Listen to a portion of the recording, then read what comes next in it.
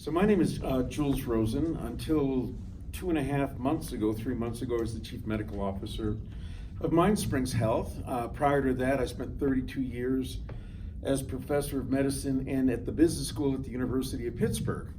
So my interest in coming out here was to really try to develop some of the things that we had worked on in the academic medical center, and I ended up at MindSprings Health for 6 years. And how do I say, if I knew this was open mic, I would have brought my banjo and just really entertained you. But we've done a lot of work at MindSprings, and again, I'm no longer associated with them, but we did some what we consider groundbreaking work. We won the Golden Light Bulb Award last year here, and then we won the IHI's Sherman Award for healthcare innovation, not mental health care. So essentially, and I listened to your presentation earlier, and I heard some of the comments about parity, and one of the things that I think we did at MindSprings, and we started with a year-long Lean Six Sigma, very intensive consultation program, is we identified that there's too much randomness in our system.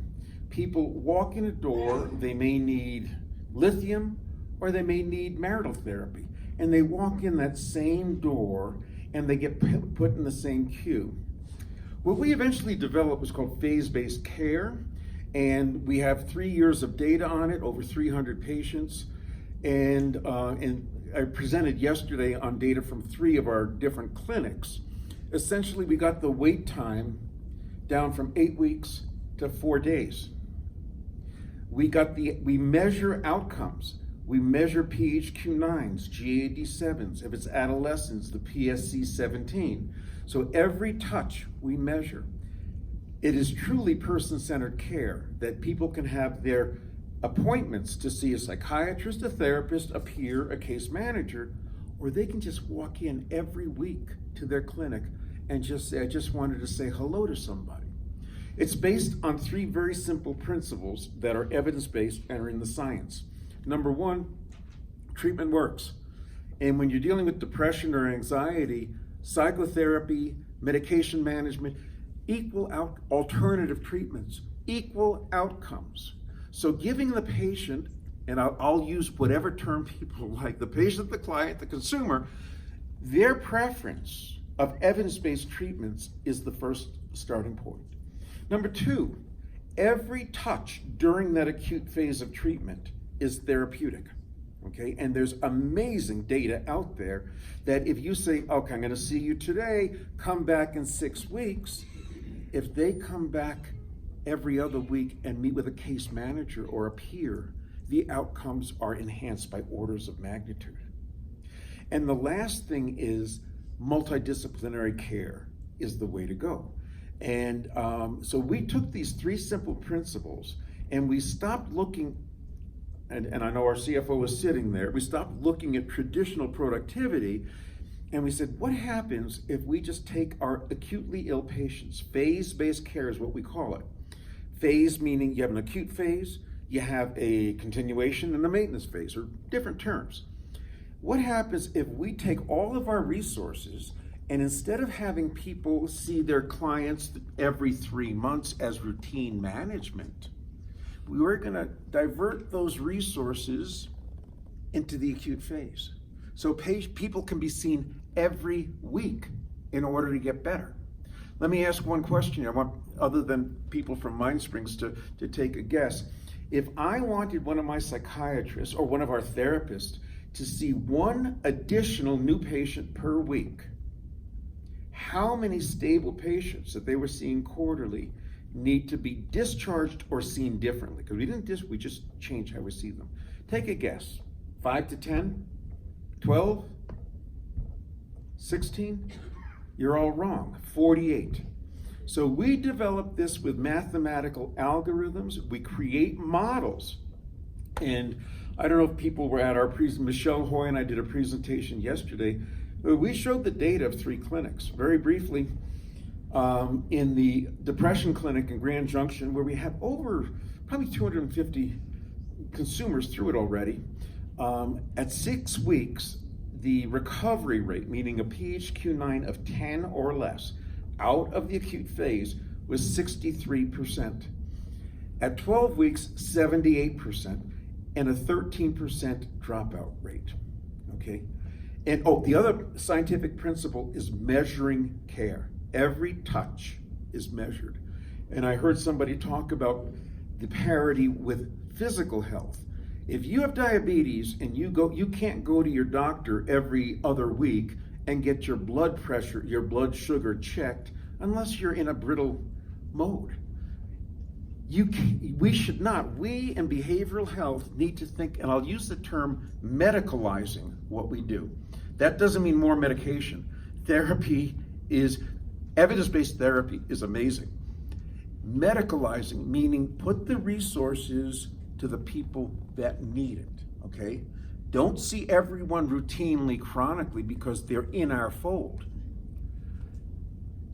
Get people and follow the outcome measures. If we want Medicaid to pay us for what we do, we should get paid to get people better at a certain rate, rather than see people. And if you look, and we haven't been able to really do an intensive financial analysis of this, but for instance, we had a high intensity adolescent and family program, a 12-week program in Frisco. They went from high pathology scores by week 12, normal scores. 5 out of the 6 kids and families were in complete remission. And these were the families that had been in and out of the hospital, in and out of residential, in and out of jail, some of them.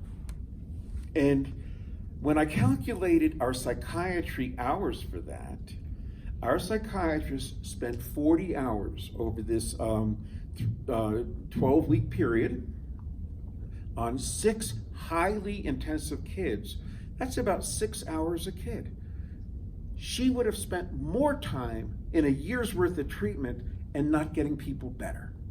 So when I think about what we can do, Michelle, and with task forces, is not look at we need more money. We didn't have to, by using our algorithms, and we then test the algorithm against what is actually used in each of these clinics, we are actually staffed right.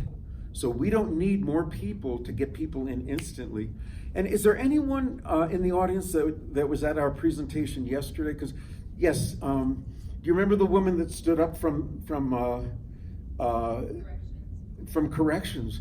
And she was in Grand Junctions, and she said, I've struggled with getting mental health treatment for my parolees for years.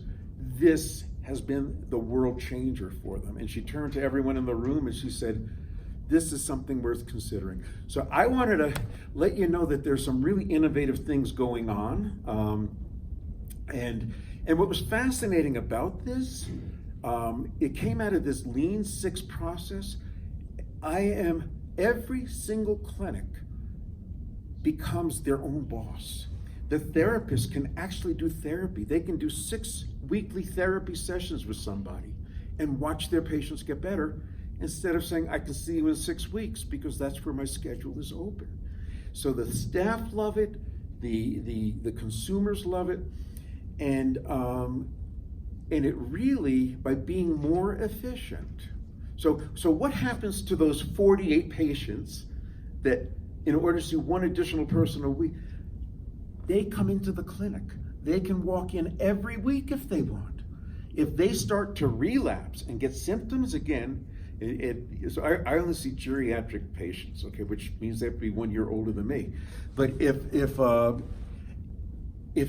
nothing used to frustrate me more, I would see somebody at 6-month intervals or 3 months, and they come in and they say, I've been so sick for the last 2 weeks, 3 weeks. Why didn't you call? I didn't want to bother you. So people who are relapsing now don't have to wait for that open scheduled appointment. And even if they call, chances are most providers wouldn't have appointments available tomorrow. They can come in every week and say, something's happening, I need to check it out. So I just wanted to let this group know that some very innovative things are happening, and Mind Springs was recognized by the AHI for healthcare innovation, and the co-recipient was the neurosurgery program from Harvard. And I told them that they brought down my prestige level by sharing the podium with me. So, any great example of something working. So thank you. good. Thank you.